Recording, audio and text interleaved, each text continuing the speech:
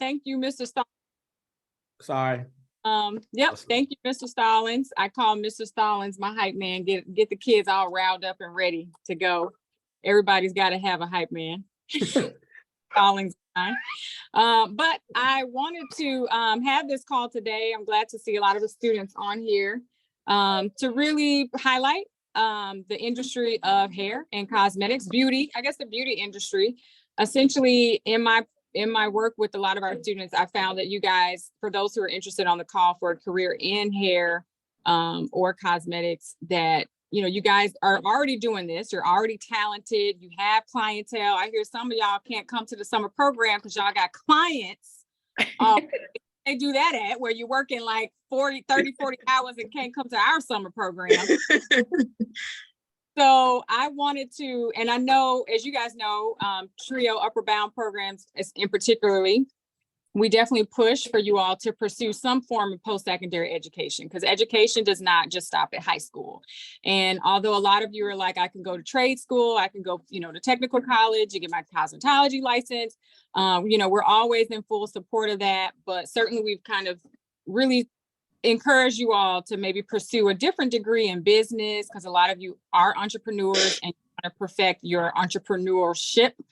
And so getting a degree in business or marketing, management, public relations, accounting, finance, those are good degrees that could be helpful or beneficial for you in your career profession. But what I've always told my group, my girls, my ladies that are interested is, listen, my best stylists, and they're on here now, a lot of them, some of them I met early on in my younger years in college. Rachel met her in college. She was doing hair in the dorms. And I think each of them probably could share similar stories, that that's where it all began. Like your clientele probably started down the hall. You were going to get your hair done. Absolutely.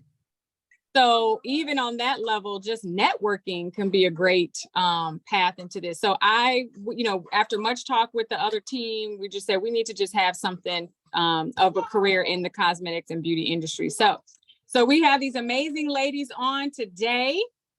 I could not secure a male because Mr. James and Mr. Kenny do not go to the barber. Unlike Mr. Stokes, who goes twice a week. Don't tell him I told y'all that. Oh, we know he go twice a week because he be looking depressed when he come in. He ain't got his lineup. So. If you see Mr. Stokes with a hat on, that's indication number one that he trying to get it done somewhere. So wow. Only time he was wearing a hat. Okay, that's funny. And I would have had his barber on, but he actually has opened up a restaurant, the B Spot, that we've been frequenting a lot. So that keeps him out of the salon he's at a hair salon in Clayton County quite a bit. But we have these amazing ladies. They each have their own skill and talent and trade, and they have some interesting career paths. And that's the other piece too, about having a side hustle and doing other things while you're doing. I just feel like they all have had plan Bs and plan As. But all three are now professionally out here getting it, doing their thing. So I'm going to introduce you to all three of them, and they have all blessed my hair, and and Dominique has blessed my face. So we got Dominique on makeup. So we'll start with Dominique. She is a makeup artist, and she is the CEO and senior makeup artist of So Siobhan. Yes. Did I say Dominique? Yes, you said it right. Yes, ma'am. She's born in Brooklyn, New York. She has Trinidadian parents. And did I say that correctly? Trinidadian. Okay, that's a lot of D. Okay. But I always love seeing her in her carnival outfits. But she has done work on a lot of sets, including VH1's Love and Hip Hop Atlanta, TV1's R&B Diva, Sister Circle, 11 Alive, Bravo's Married to Medicine, Essence Magazine, and even Target, to name a few. She has her bachelor's degree in journalism from Georgia State University, and in journalism and marketing. And she has a master's degree in health administration from Clayton State University, which I did not know. And she had some of that. Listen, you was talking about clientele in college. She been putting work in, because Georgia State, it's a lot of people down there trying to get beautified. You know what I'm saying? So she done been, I know her from back then. And, I remember. She walk around campus looking glamorous then. You know what I'm saying? So. Yup. Yeah. Yeah, and so ironically, I met Dominique. She was doing a presentation, I think, for Planned Parenthood years Yep. ago. Like, hey, how are you? And so that's how that was probably before Mariah was born. So so those are those times, and we've kept in contact with her over the years, and she's done other things with us as well. Kind of self-care, self-help groups, and really loving self-esteem groups with us ladies. So you may see her face around again.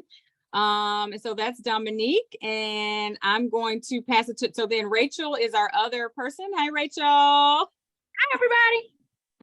Now, Rachel is from Chicago. She has over 18 years of experience as a licensed professional. I met Rachel in college at Clark Atlanta University. So there that is. Before I was ever licensed. We're not going to talk about that part. Nobody hair fell off and nobody complained. So Literally day one. Day one. And she's definitely a forefront in the natural hair movement. She's been trained in some of the industry's best top professionals.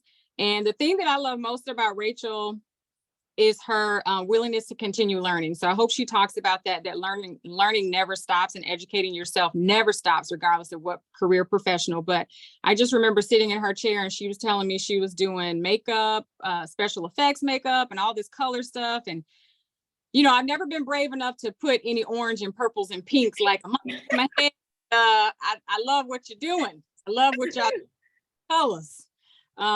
So that is Rachel. And then lastly, I have the fabulous Amani Jones, who is our braider and master and cosmetologist as well. Amani, correct?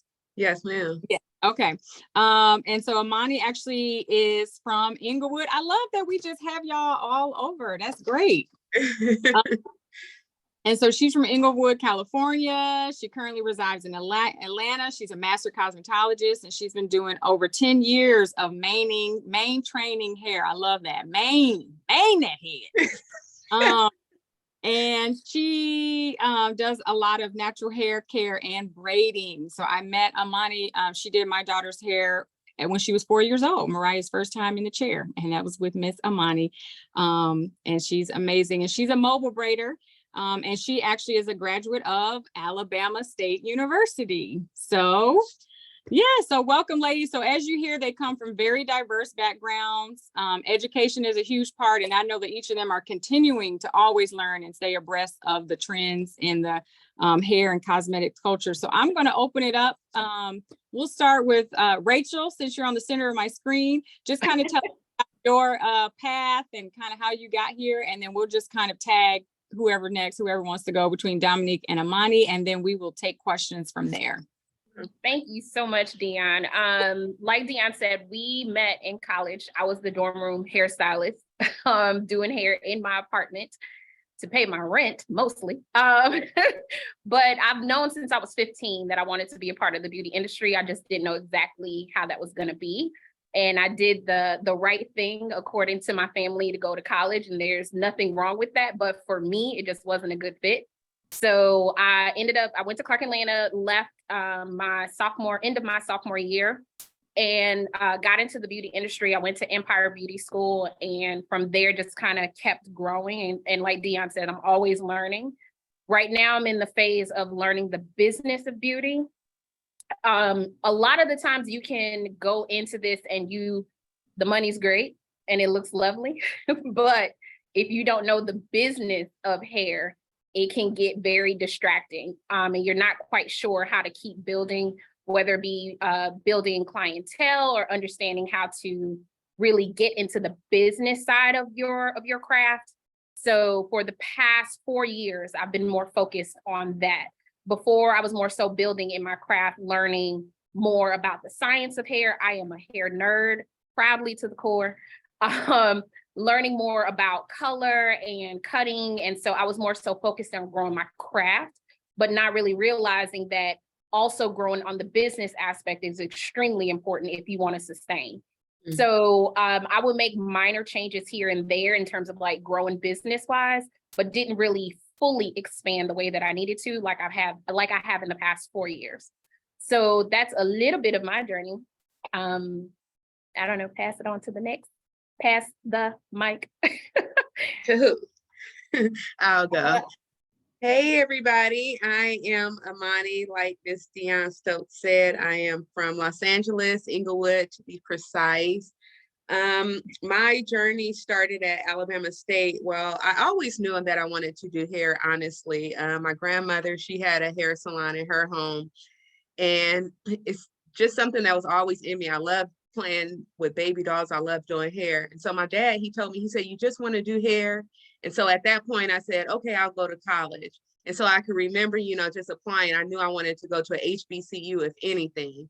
So I was applying to all these different HBCUs, and Alabama State had no application fee. So I went ahead and applied, got accepted, and I went ahead and went. And for me, it was like, okay, I'm going to go on this journey from California to Alabama, didn't know anybody.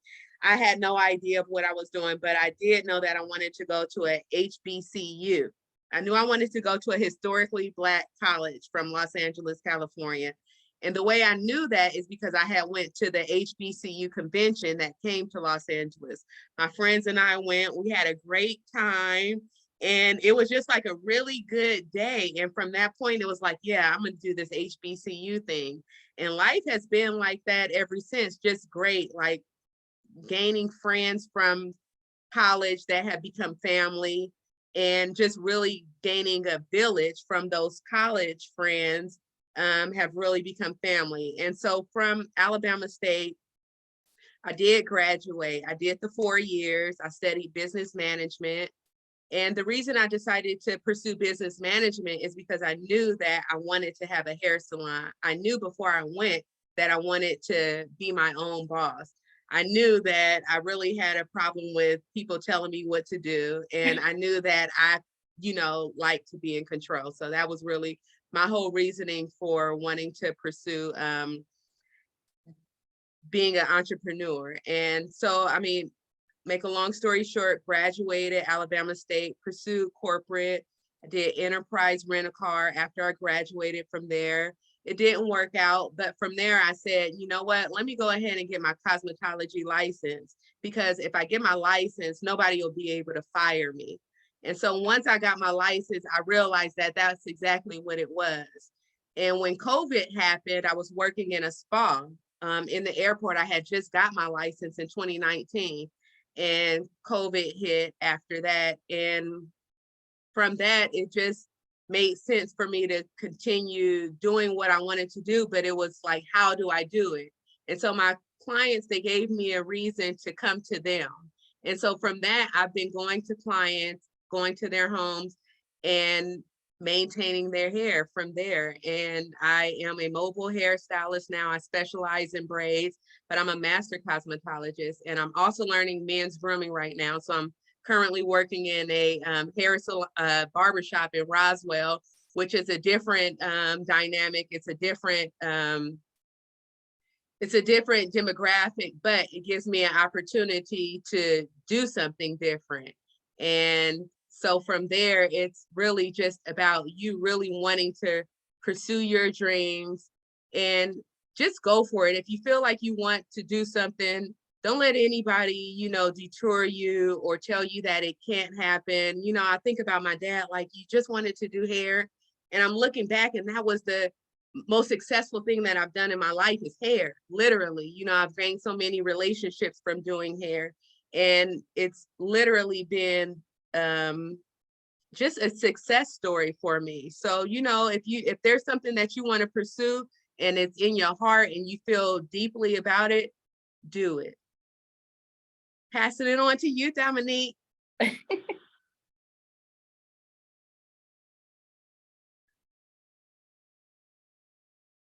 Take your mute off.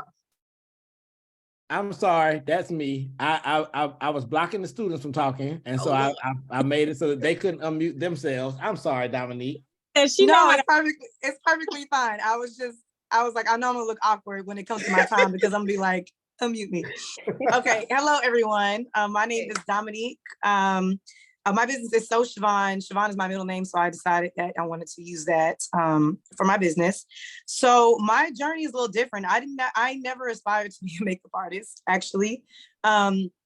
I didn't know exactly what I wanted to do. I knew I wanted to be in the health field. I just wasn't sure in what capacity. So when I did go, I went to Georgia State for my undergrad. And again, I was a little bit unsure of what I wanted to do. So journalism seemed like the safest thing to do at the time. So I got my undergrad in journalism and marketing. But while I was at Georgia State, I discovered that I had a skill in makeup. So I always used to paint. Painting was something that I did previously. And one day, a friend of mine was doing a photo shoot and needed a makeup artist. And they didn't have, I guess the makeup artist that they had canceled on them. And so a mutual friend of ours was like, oh, like, you should do the makeup for this shoot. And I was like, why do you think I could do the makeup? Like, I don't even wear makeup like that. But she was like, no, I think you'll be really good. So I went, I purchased makeup. And I did the shoot. It was okay. I mean, it was decent enough for him to refer me to another photographer, but it kind of just spiraled from there. And so I didn't, again, if I didn't go to college, I probably wouldn't have discovered my talent, right? And a lot of the people that I've worked with since then has come from my network in college. So I'm very thankful for that. But it still wasn't convincing me that this could be a career. So I graduated. I worked in health promotion, the Department of Health Promotion, Student Health Promotion in Georgia State, even while I was at Georgia State when I graduated. Then I got an internship at Planned Parenthood where I was a health educator. After the internship, I worked at Planned Parenthood. I probably was at Planned Parenthood for about 8 years. In the midst of me being at Planned Parenthood, I got my master's in health administration because I thought that I was gonna just, move up in this health field. So that was helpful in just moving me up in that capacity. But then I realized there wasn't much room. I was always doing makeup on the side. Makeup was something that I did on the weekends whenever I had availability. And it was something that I really enjoyed doing. I was doing it like for next to free. First it was free, right. Then it was next to free. It's definitely not free anymore, but but it was something that I truly loved doing. And so maybe, again, I was working with Planned Parenthood for 8 years. I believe, I can't remember what year, I think it was 2015 when the government shut down. My position was grant funded. So I got laid off. And so I just was like, oh, well, let me see if I can just make this makeup thing work. I was applying to jobs. I got sent back that I was overqualified for a position. And then anytime I would get interviewed, like, oh, we just filled the position. So I was like, okay, this may not be for me, right? So let me explore this makeup thing. And so I always worked with one of the ladies from Married to Medicine on the side. Randomly, maybe 2 months after I got laid off, she called me up. She was like, hey, I need a key makeup artist for this season. And I think it was season 3. And I was like, oh, I just got laid off. And she was like, great. And so it kind of, from that point on, everything kind of just like worked itself out. And it just was a snowball effect. And I've been with Married to Medicine now for the last 7 seasons. We're on season 10 right now. I worked on Love and Hip Hop. I mean, my clients are everyday women like Dion, entrepreneurs, like, they're doing photo shoots, they're going to special events. I didn't think that this is something that I could do full time, but the people in Atlanta love to look cute, and I love that they love to look cute because they keep me busy. Mm-hmm. And I've been so blessed to have, I've traveled. I had a bride take me to Italy. I'm actually going to Belize this summer for a wedding renewal. So the possibilities are endless, but I have to say that if I did not go to college, I don't think I would have discovered this talent. And a lot of my network, like the photographers that I work with, they might have took accounting in college, but now they're photographers. And so now they're, we're working together on weddings and just different photo shoots. And my stylist friend I met in college who hooked me up with Dr. Simone from Married to Medicine. So a lot of your network is going to be your biggest in college. And so I think even if you go to a 1 year, 2 years, whatever it is, as long as you go to something after you graduate from high school and create your network, that's going to be the foundation for you to carry on. So I think that is very, very, very important. So yes, you guys, that was great. Gosh, I almost feel like y'all all gave some good tokens, right? Some good nuggets for everybody. But I certainly like the thing about discovering your talent in college, because I think those years are definitely prime years where you learn so much about yourself. And And I don't think we've ever emphasized that enough to our students, but certainly just building your clientele. I mean, that's the biggest piece. I mean, you get to, your reach is much larger because you're surrounded by more people. So I do have in any industry, guys. Yeah. Who is that? Yeah. No, I was just saying that's in any industry. I think that when we had our real estate, our sister that did real estate on the call, she was saying some of the same stuff. She was like, it's hard to sell houses to broke people. So you gotta, I mean, that's what she said. That was her. But I mean, so you're gonna meet that clientele for whatever you're trying to do. That clientele is gonna be in college with you. So I do want to ask, so let's get to the business side of things. So I'm curious to know, I have a couple of questions and I know our scholars have questions for you all as well. I'll kick us off with one. How do you deal with difficult clients? Like, what do you do on the professional side? And have you ever had a difficult client? How have you handled that? Because kids, the students will always tell, I don't like people. I don't like people. But then you want to have a business that you're serving and catering to people. So I'm like, you got to be able to know how to interact and manage and communicate with people if you want to have customers. You can't say, I don't deal with people, but you want to do people's hair. So how have you, in your years or experience, how have you managed your clients or, handled difficult clients?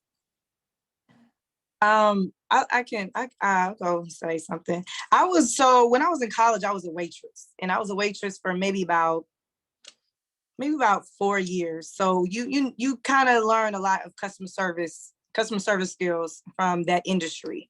And I always had this motto called UPOD, under promise and over deliver. Mm-hmm. So I always under promise things so I can make sure that when I'm giving them something, it's a little bit more than what they expected. And I try my best to, in my head, like, okay, the customers are always right. I know they might be wrong, but but they are always right? Because they're spending their money. And so even if it's their fault, there's going to be a way. I'm not going to make it their fault. I'm going to be like, okay, well, there's probably some miscommunication, some misunderstanding. So let's figure this out together, because you definitely don't want to burn any bridges in this industry. Atlanta is such a small city, anywhere you go, somebody knows somebody that knows somebody, right? And so if you are burning a bridge with one person, you might be burning with a whole bunch of other people. So you want to make sure that whenever you're communicating with somebody, that you're being friendly, that you're on the up. If you want to vent to your friends. There's definitely times where I had a difficult client, but they will never know that I thought that they were difficult. Now, when they leave, I might get on the phone with a friend of mine and be like, oh my gosh, this girl right here, or such and such. But I would never make them feel as if they've been a difficult client, because I always want them to come back regardless. And if there's anything that went wrong that I contributed to, I'm definitely going to try to make it up to them, because their business is very important to me. And a lot of my business comes from word of mouth. So it's going to be very important that whatever issue there was, it's being rectified. So just understanding, customers are always right, even though they might not be right. They're always right. Yeah, I would definitely piggyback off of, I say all the time, under promise and over deliver. Mm-hmm. And it works like a charm every single time. But I will also add to that and say your education is going to be your best way to give good customer service, or give great customer service, because a lot of the times people are difficult because they don't understand. They don't understand that their request is unrealistic. They don't understand that where they are and where they want to get to has to take multiple stages. So the more that you're educated and the more that you can articulate and communicate to them, the less difficult they will be. So, and there are some instances where you just have to fire a client, and it's not necessarily in an attitude way. What I normally say is, my expertise cannot get you to where you need to get to, but let me recommend you to somebody else. I will recommend somebody in a hot second, because I'm not going to take on the blame for doing something and then you're unhappy with it, or God forbid something very negative happens. You're not going to say, oh, I asked her to do something unrealistic. You're going to say, Rachel took my hair out. So I like to educate as much as possible. Like I said, I am a hair nerd down to the core. And I know the science of just about anything dealing with color and the hair structure. So my thing is to educate my clients on that, so that way they understand what they're requesting and what I can deliver, and we come to a happy meet in middle. I'm an introvert. I do not like people. I love God's people. Just y'all stay over there. So I'm just not the outgoing extrovert type person, but I love what I do. So even though you may not like people, if you love your craft, you find a happy middle. What you mean, Rachel? You can't have my hair like Beyonce? What you talking about? You have to give realistic expectations and manage expectations. Right. I think Yeah, another thing is to have good policies and Dion does procedures. have a fan on her desk that just kind of blows her hair in the wind sometimes when she's working on reports and stuff. Gotta It's out have there. that. Just letting y'all know. Yeah. That's funny. Thank you, Mr. Stallings. I think that good policies and procedures are good to have in place too. I think that when you have something set in stone and you kind of like precise and you almost treat everybody the same, but you don't treat everybody the same, but it's like your policies and your procedures are the same. That way there's no, it's almost hard to describe, but if you go by if you have a set of rules that are set, there's no way that your clientele can go around it. Basically, there's like a set of rules that you have for yourself and for your business, and you have these rules set in place so that everybody is in line, so that the business runs smoothly, so that the customer is satisfied when they leave. And so if everybody can understand these policies and these procedures, then I think that we can, just do away with those clients that are unsatisfied and that are unhappy. That's good. All right. Any questions from our student audience? I'm checking the chat. I don't see any there. Do we have any students on here who are interested or who do hair? Let me start there. Who's doing hair now? Who's doing hair, nails? I know nails is another one. Makeup. I know Jaquae is on there like, I do makeup. She's one of our staff too for our talent search program. And why I got a question. I'll take a question. I mentioned earlier, my daughter, she does hair, she does, the eyelash, and she's getting to the nails. So what advice would you tell me to tell her to continue what she's doing? And she's only 16 right now. So, and she's, say she has good clientele, but what advice would you tell me to give her to keep going through what she's going through? Go get licensed, get her cosmetology license so that she can be, there. And so nobody can sue her, so that she can be in a space where she is set.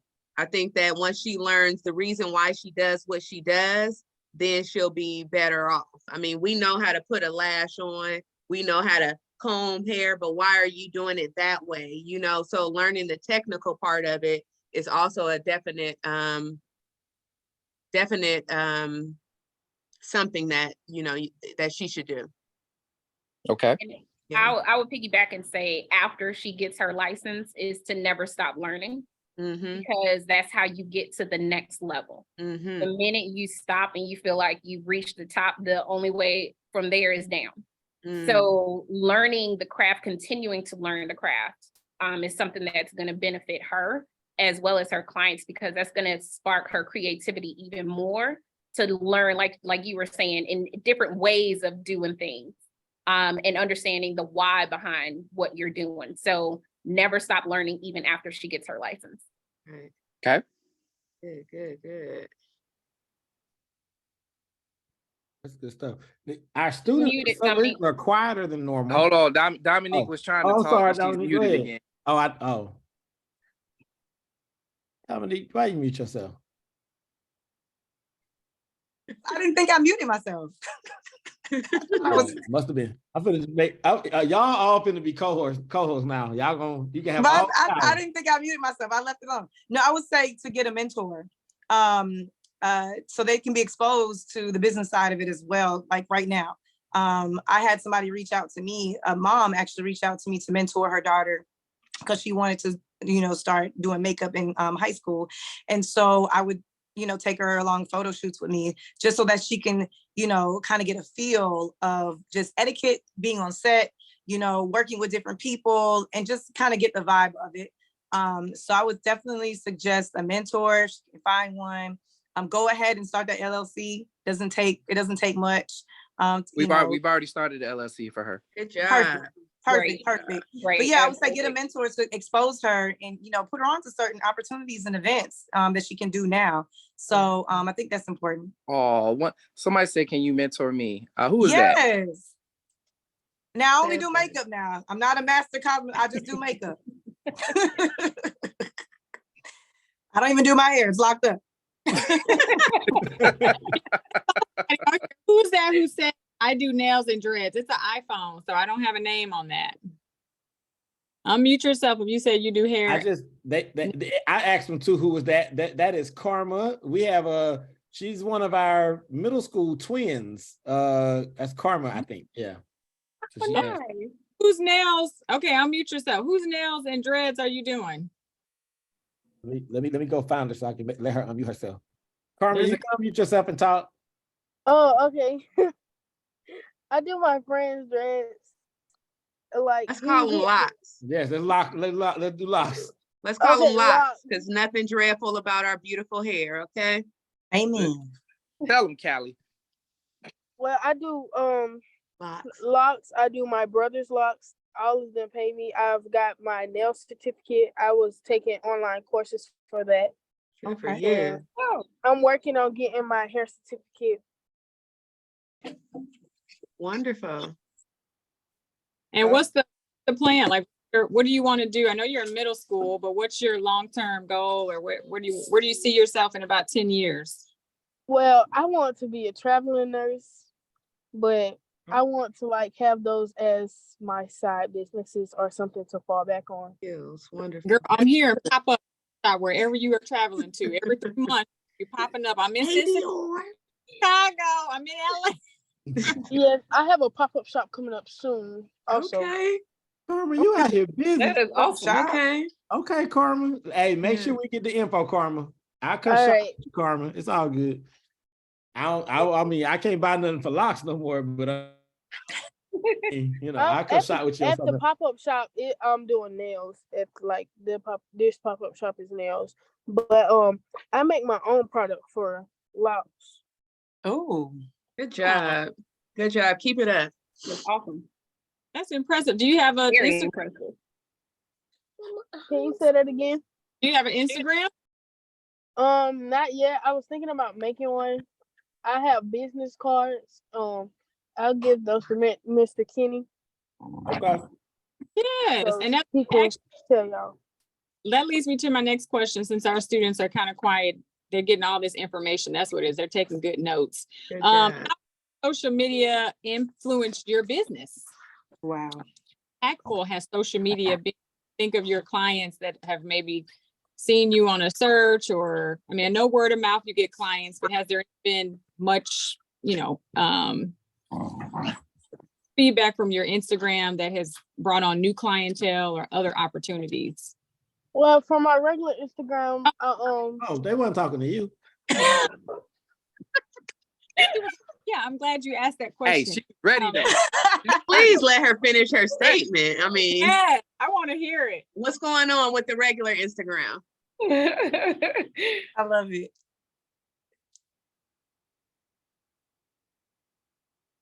Oh, I I think asked her to unmute again. Karma, you can unmute yourself. You can talk. with regular posts, I'll make posts of it, and people DM me sometimes about getting their locks done or their nails done. But it goes good when I post stuff because I get a lot of messages about people wanting to get their locks done or their nails done. So that's a good source for advertising your business. Mm-hmm. Definitely. And it sounds like when you have, time to do it. And that's one of the things that I struggle with is like really going in on this social media thing.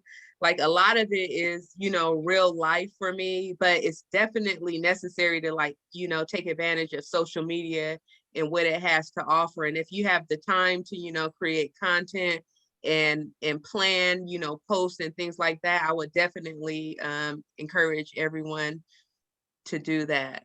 Everyone who's interested, in getting their word out, getting the word about their services and what they offer, because that's really one of the best ways of marketing, social media. I actually did a social media training one time because social media has been a huge impact on my career. And so trying to find different ways to post. I've done reels, a lot of reels, because that seemed to be very popular, and just make it makeup related. And even the reels that don't really showcase my makeup skills, but maybe I'm talking about my clientele, or I'm talking about just a situation that happens between makeup artists and their clients, and I get clients from that as well. So definitely I used to post a lot of before and after pictures. Now, the reels with the transitions, learning how to do that. And then hashtagging that has, and then doing ads for events that I have. Social media has been a huge part. And, people will email me or DM me and just tell me, hey, I got your contact. I was looking for Atlanta makeup artists. I hashtag Atlanta makeup artists of Atlanta, whatever. And, people will find me that way. So social media is really big, especially, I'm not on TikTok. I'm on TikTok, but I'm not on TikTok. Right. Me too. It's a lie. I can't, I'm on Facebook. It's a lot to keep up with. It is. It is. I mean, people say TikTok is great, and I'm sure it is.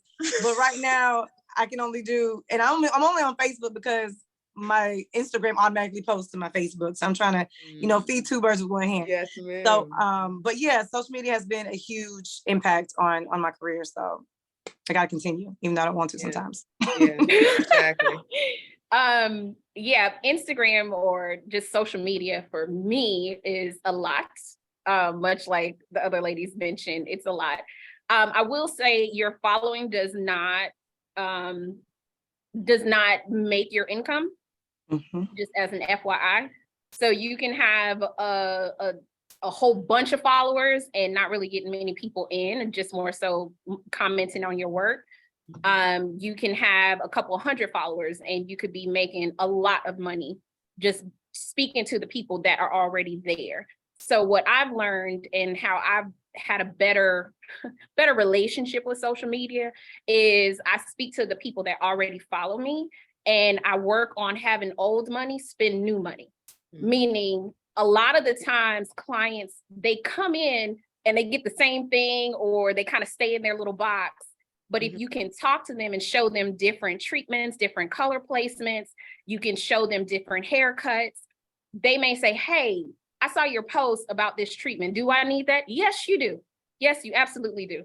Or it's like, oh, I want to try that color placement. Can we switch it up? Yep, we sure can. So it's a way of getting old money to spend new money for me. And it keeps those people interested in what you do. And then that way you're able to build your income without having to work more. So that's the way that I have shifted my mindset in my approach to social media. All right, and I think we have a question from Hattie. Do you all plan to invest in upcoming artists and entrepreneurs and train them to be just like you? Okay, so are there any apprentices or anything that you offer, I guess, to mentor up and coming future industry leaders? Yes. So I'm always looking for mentors or mentees.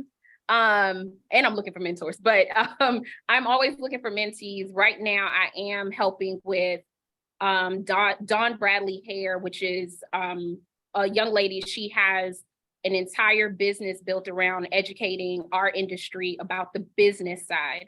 And so she has asked me to become a mentor to help mentor others to build their clientele based off of my success in the program. So on the entrepreneur side, I'm doing that. But in salon, I'm always looking for mentees. What I will say is whether you do an apprenticeship, which is getting your license through working in the salon, or you're going to a cosmetology school, either way, I always say work on your craft from the very beginning. Do not wait until you're finished to start. Start at the start. So make sure that no matter which route you decide to take, make sure that you are leveraging as much as you can from whoever you are mentoring under.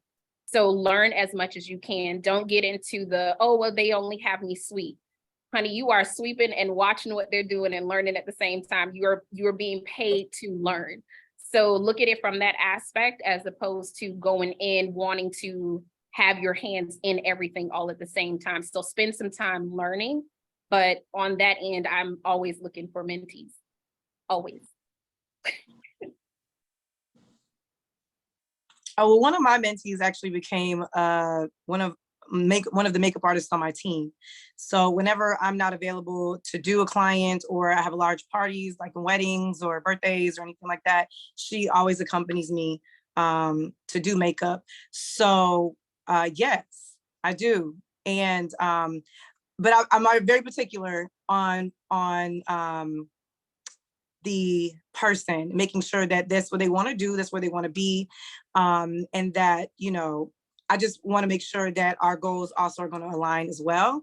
But I'm always open for someone who's interested in just, you know, if they want to see what a photo shoot is like. Sometimes I'm not allowed to have extra people on set, but whenever I can, and somebody's interested, I'm more than happy to bring them on so they can kind of see what's going on. But yes.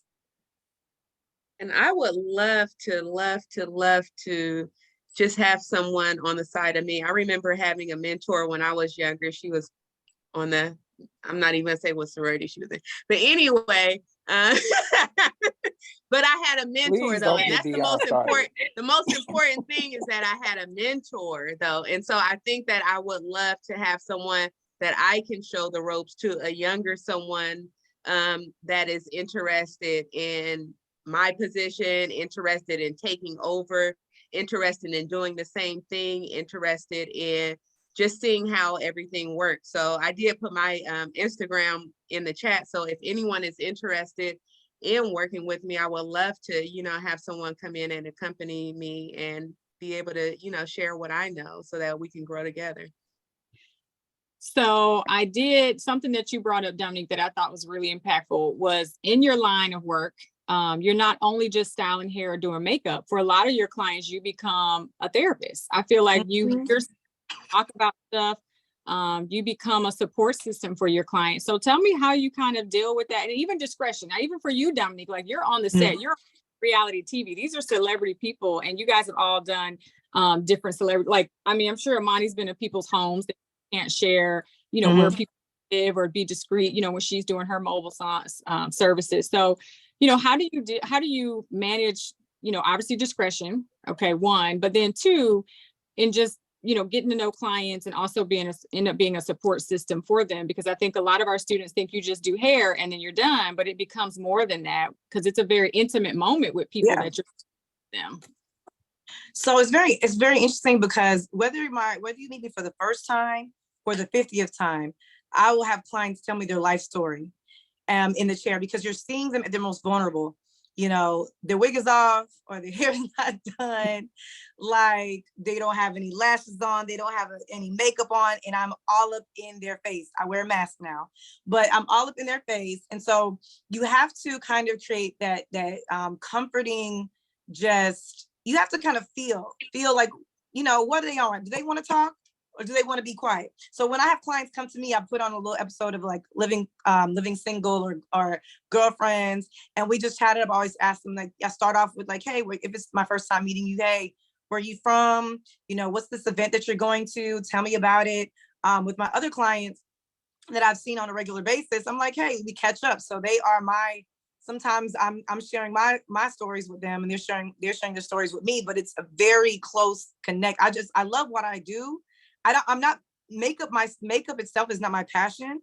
It's the act of it. So it's me getting to learn and getting to know different women, and then networking with them is awesome. But as far as being on set, especially reality TV, like, they will not use you if they know that you run your mouth. So you literally have to go in there, and they're going to tell you all their business. They will tell you what's happening on the show and who's this and that. And sometimes they will tell you and on purpose to see if you're going to share it with somebody else. That actually happened on set one time with one of the hairstylists, and the other talent never used them again. So you have to really, like, even if they ask for your opinion, you just give a general statement. Girl, that's crazy. Yeah, girl. That's right? Oh my gosh. And then I will go to another client on the same show. They would be saying the same thing about somebody else. I'm like, oh, really? Wow. No, man. Like that's crazy. You know, you have to keep it, you have to engage to show them that, be friendly, because they like that banter, but you have to be very general and not share One-sided. Oh no. I think she cut herself off. Lord. Oh no. Where'd she go? Well, I don't know. It wasn't will, us. It was definitely she cut herself off. Maybe her laptop died or something. Okay. But she was on a roll too. What? She was on a roll. She'll get back on. Oh, there she go. Oh, she back. Okay. What happened? Is she back? Wait. Yeah, she's Coming on. There she go. yeah, she's back. We sideways though. A little sideways. Oh, her audio hasn't connected yet. Okay, and And now she's we still know. muted.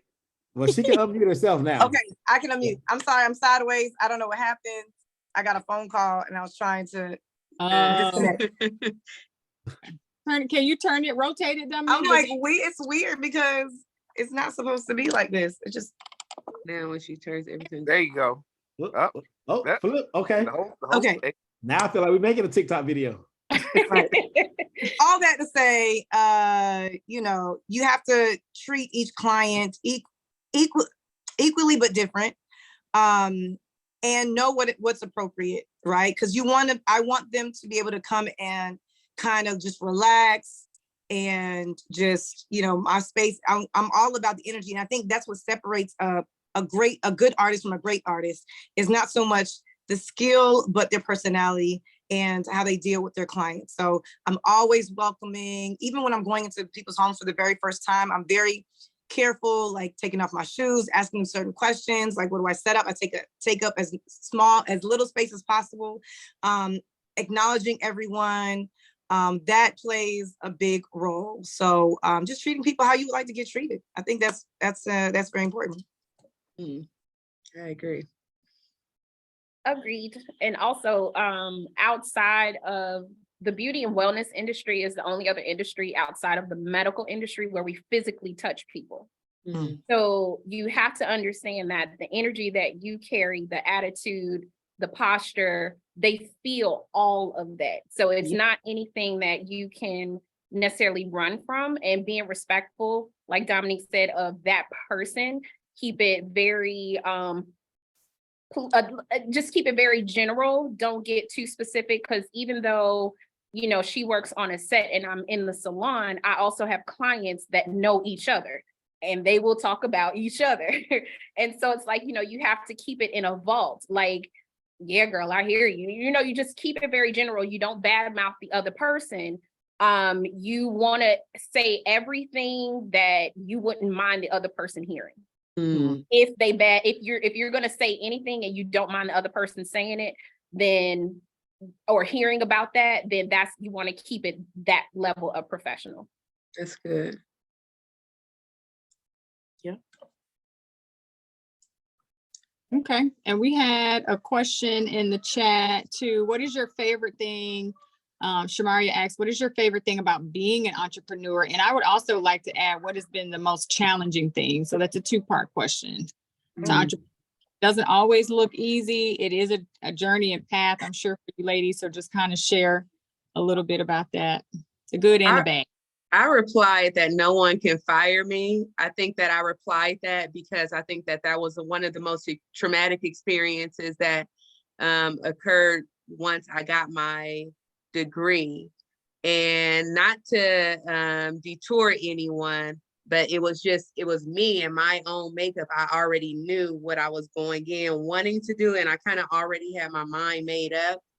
And I think that it's just that for me, it's wanting to kind of be in control too. It might be a Scorpio thing, but I like to be in control of myself and what's going on. And so I think that for me, being the best thing about being an entrepreneur is that I own my craft. I own, like, my hands are, unless they get taken away from me, I burnt my hand one time. That was the most hardest thing that I had to deal with. I had to call clients and tell them that I can't do their hair, you know, and when I felt like I was to the point where I could do some hair, I was wrapping my hand up in the middle of services, re-bandaging my hand because I had to make $1 because nobody else was going to be making it for me. So that's one of the hardest things about being an entrepreneur is that if you hurt yourself or something happens with your tools, what are you going to do? You know, what are the insurance behind that? So that was another thing that I had to really consider is that, you know, what will I do if I can't do this anymore? So you definitely just want to make sure that you have some kind of plan B to your plan A, I would say. I would say the best thing about being an entrepreneur is making my own schedule, right? Even though I say I make my own schedule, my clients make it for me, but I can still say yes or no, right? And traveling has been so much fun. Traveling on other people's dime is so much fun. Wow, it is amazing. So having and just meeting, I meet women from all walks of life, and I'm able to connect them with other women to work together. And I absolutely love that part. Some of my clients do, you know, commercial real estate, and I knew somebody who was looking for a store, so I was able to link them together. I have clients who are scientists I love meeting these different women. Women are so they're just, man, so powerful, especially Black women, right? And so being able to just be around that energy all the time is very inspiring. I love that so much. Now, the challenging part is these taxes. So I'm gonna be Listen. I didn't have to worry about that working at a job. You know, it's just kind of like, They take it out. You just send something and they take it out or whatever. But as an entrepreneur, and, you know, I'm just really within the last maybe 5 years, I've really taken that part very seriously. I just recently got my trademark, have business accounts and paying myself out of the business account and not just anywhere. And then having to do, you know, all these things I didn't know. And I'm a creative. I don't want to do that stuff. So I was like, let me just get an accountant to do it for me. But that part has been very challenging, just kind of because I was so dependent on, you know, the company to do that for me. Now I have to do it for myself. So I think that part is still a challenge. I don't even have to do that much, but even the little that I do have to do to get the information over, I'm always getting an extension. But that part, know your numbers. You know, if you don't know, get some help. But for me, that's a challenging part. And also just knowing throughout my journey, just knowing the downtime and being able to make up for it, right? So there's a season where I probably may not be getting as booked as much, but then there's another season where I'm constantly booked. And so kind of riding that wave and learning, you know, how to get through that wave and then creating supplemental income maybe for that portion. You know, that was challenging. COVID was challenging. Thanks to Teen Community Coalition and Dion for helping me out during COVID with a little job. Me too. Helping me too. Thank you guys. That was definitely, oh my gosh, help that the was entrepreneurs. Yes, that was so helpful. So yeah, balancing the creativeness with the actual business part was challenging. I would say for me, the good and the challenge is learning new versions of myself with every challenge, because you will have to figure things out on the fly, like taxes.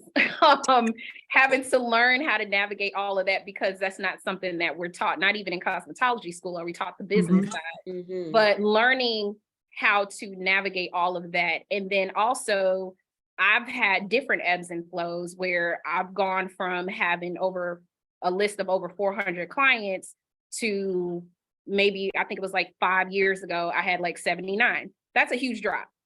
That is a huge drop.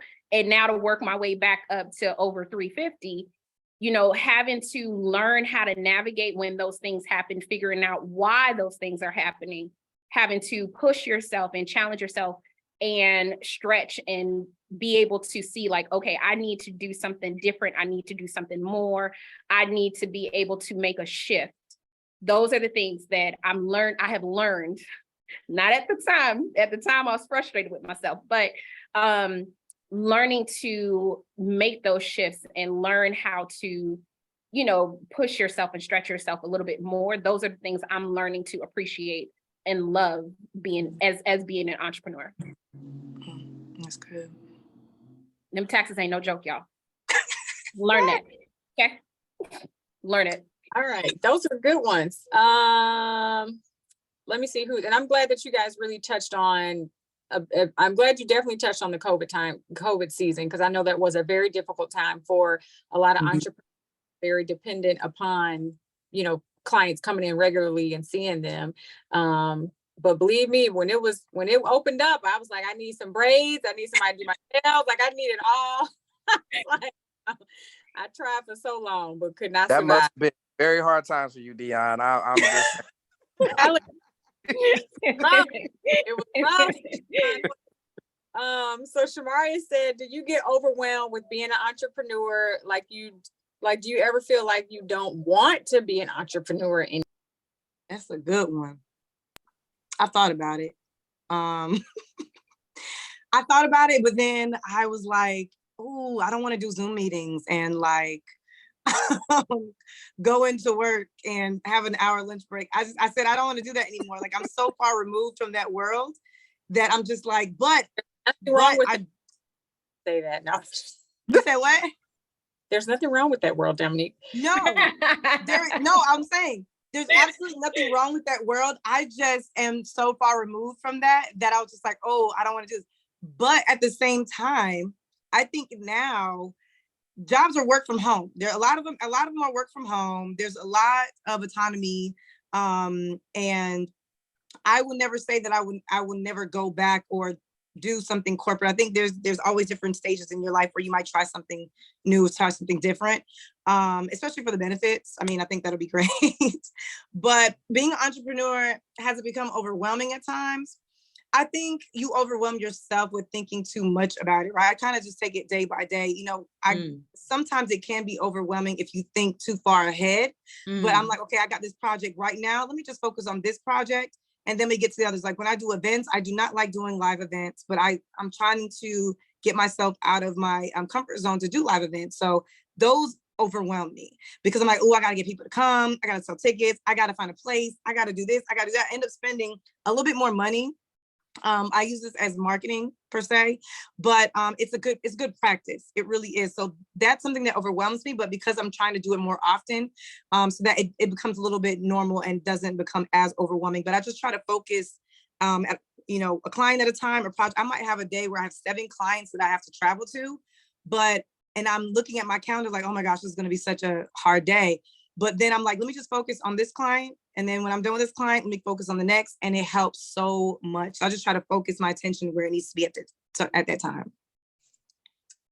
That's good. Yeah, it can definitely get overwhelming. I think if you don't think about leaving at least once, you haven't stretched yourself enough or you haven't challenged yourself enough.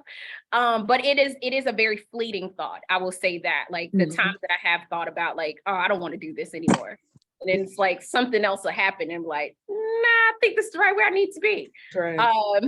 So you can get overwhelmed. And like Dominique said, I think the times that I have been overwhelmed, either I'm doing the most or I'm trying to take on too much, thinking too far ahead of all the things instead of staying present and staying where I need to be in that moment.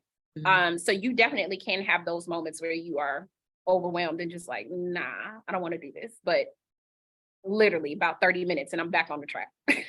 So I love it.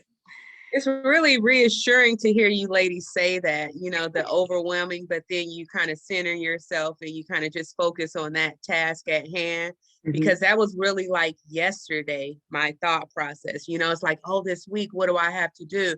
But no, I need to do this Zoom Monday. You know what I mean? Let me just focus on that so that I can get that out of the way. So I'm really glad that, because I just learned that, from you ladies. So thank you for that. That's real. And another way I think I get overwhelmed is by, if I'm not having enough bookings, I'm like, oh my gosh, like what's gonna happen? Like I don't have enough bookings this week. I need to have this amount of bookings. What do I do? And then I always remember, like, I've always been good. Like everything has always worked That's out. right. So let me just stay positive. God has always looked out for God me. is It's gonna great. happen. It's gonna be good. And next thing you know, I get a phone call and it's like, hey, we have a photo shoot with 5 people. Are you available? And I'm like, oh, see, yeah. So just I love that. knowing that it's going to work for you. As long as you put in the work, continue just to put yourself out there. I think that is the key. And it's gonna come. It's definitely gonna come. Agreed. Good, good, good. All right, any other questions? We're right at 7 o'clock. Well, thank you, Miss Trania, for all the questions. I Those were know great those were some questions. really He's good serious. questions. He's Yeah. serious right Yes, now. thank So, you for that. She gonna be a superstar. so Shania, when you were talking, Shania. Shania, I know you was talking about needing a mentor. Who who in particular were you talking to, Shania? I just want to make sure. I'm gonna let you unmute yourself so you can talk to the folks. It was Dominique. Oh, I would love to. I want to send you my information and we can talk. What side of town do you stay in? Oh, She's on mute. Stop muting her, Kenny. I didn't. She muted herself. Oh, you say College Park? No, Forest Park. Oh, Forest Park. Okay, yeah, that's not too far at all. Yeah, we can definitely let's exchange information and we can definitely link up. So I'm gonna or actually, can I put my information in the chat, or how You we do can. this? Yeah, do that. Yep, which way? You might get a whole fan club of folks, but Definitely. Well, how about this? If you can, I'm gonna put my Instagram in here, but then everything else, can I go through you, Miss Dion? Yeah. Mhm. Yeah, that's cool. Yeah. Okay, perfect. Yeah, I know you guys shared your Instagram earlier, so I know you take a lot of messages from there too. I do. I would love to. That's awesome. Yeah. I'll So post what- mine again at the bottom. Yes, please do. And then before we wrap it up, I want each of you to just anything you can kind of give them as a takeaway for our students, for entrepreneurs, or those interested in the hair industry, cosmetics, just kind of anything that you would suggest or advise them. These are all high school students. I'm not sure which grades are represented here, and we may have some middle schoolers on as well, but any suggestion you give them? Just as you think about what you want to do after high school, you might already know what you want to do after high school, but think about those 4-year universities, think about those trade schools, think about those vocational schools, think about getting some kind of certification under your belt so that you have something to say that I can withstand the time. I can, because for some reason, people like to see that you can commit to something. So if you have some kind of certificate, degree, some kind of skill set to say like they took the time to go through the program, then do that. And then once you do that 4-year university, you're going to really meet some people that are going to be lifelong friends. And that's a whole experience that you really might not want to miss out on. So, do what you have to do in school, get those good grades. If you can, look for those scholarships. I would definitely encourage people to do internships. That's something that I wish I would have done when I was in undergrad. But if you know what you want to do already, go ahead and get your certification, go to that trade school, that way you can already start getting those dollars. And then maybe after you do your vocational school, you might want to go back and go get a bachelor's degree or something like that. So it's not necessarily any kind of particular order I would say you have to do it in, but I would definitely say kind of have an understanding of what you want to do and really have an idea of where you want to go.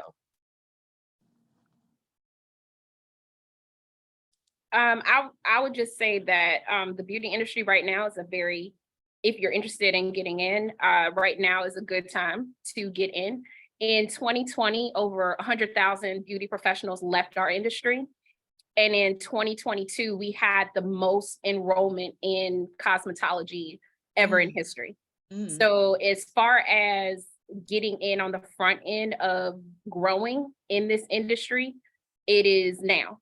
So if it is something that you are wanting to pursue, you you will have more opportunity to grow. And so if this is something that you want to take seriously, get started now. And also, I tell every cosmetology student or every new stylist, do not wait until after you get out of cosmetology school or out of an apprenticeship. Start growing your business from the very start. Like day one, start building your clientele. And I want to just say ditto to everything that these lovely ladies have just said. And on top of that, just, college was an amazing experience for me. I had so much fun. I grew a lot as a person. I met so many different people, and it also taught me discipline, time management, all those things. So if you just go Right. within reason, as long as, I think if you can find an affordable way to go, right? I had the scholarship. I didn't have to pay for my undergrad. But just learning yourself, learning how to deal with certain people, different personality types, and then having that autonomy and yourself in college is super important. It's going to learning that discipline, get up in the morning, go to class, time management, all those things you're going to use as an entrepreneur as well. So, I always encourage people to go to college. I say college may not be for everybody, but some type of schooling after high school, I think is very important. But yes, if you can find a way to just do your business while you're in college, you are a step ahead of everybody. Trust and believe. So, like everybody said, just start now. Start now. There's nothing holding you back. Your age is not going to hold you back. Anything that should propel you. So go ahead, start now, and believe in yourself. Don't stop. Put out whatever work you got. It's going to get better. It's going to get better. Whenever you feel discouraged, know that feeling has happened to every single one of us. But you just keep on going. Mhm. Why is Armani so proud of her Alabama State University? I think that's the third time she put it in the chat. No, it's not. That's the first time. I did three chats. First two were my IG, and the second one was my school. I mean, Mr. Stallings. Yeah, I think you just said it. I think you just said it before that. That was Mr. James. Where did That you wasn't go? me. That was Mr. Where did you James. go? I went to Virginia State University. So Okay, well, if you went to Alabama State, you would be proud too. Inglewood. She said, "Don't make that Inglewood come out of Deshaun. Don't make that look, Inglewood but come see, out." I meant to say it earlier. She can do that Inglewood. I'm gonna come out with San Diego Oceanside over here. So Don't make that Inglewood come out. I'm from Cali too, so I know how it goes. So let's just I said it, like I know how it goes. Now you throwing up gang sign. Yeah, that's not a gang That's sign. West Side right there. That's a universal I'm teasing. sign of. West Side. I get it. I just can't do it. So I It's just a universal post sign. Put four fingers up. Put four fingers up. Trinity throws up It's flags. right there in the middle. Hey, West Side. Trinity throws up flags all day. That's what they do. I got a couple frat brothers in Trinity. That's all they do. They throw them flags Yeah, up. we do. Dominique. You got We it. do. I got it. Okay, good. I live in the West End, so I live in the West End, so there you go. This was so much fun. I really enjoyed it. This was fun. A lot of fun. Definitely appreciate you ladies coming on, and my scholars, this will not be the last time you see them. We do have a career fair for those coming in the summer program, and I will send that information to my here. That's held summer at Clayton State University in June. I'll get those dates over to you ladies, but we essentially have all type of careers, and our students just are able to walk around and go to different rooms to learn more about various careers and what the career path and journey is. So it's a little more intimate, and you kind of, you get to meet the students face to face. But I certainly appreciate you all for coming on, answering questions, and being really transparent about the industry and even about your journey. The things that did work and the things that did not work. And and a lot of takeaways. I mean, I really heard on the entire side of it was, continue to educate yourself. Even if you go from high school and you're like, I'm going to go, keep my clients and just keep learning. But, you have to keep, even if it's a training, a conference, a workshop, seminar, something, you still need to always be willing to learn and never stop learning, even if that's not necessarily a 4-year degree for you. So I certainly appreciate the diversity of our panelists, and you ladies were amazing. So thank you so much. And that will conclude our session today. Mr. Thank Stahl. you. Thank you so much.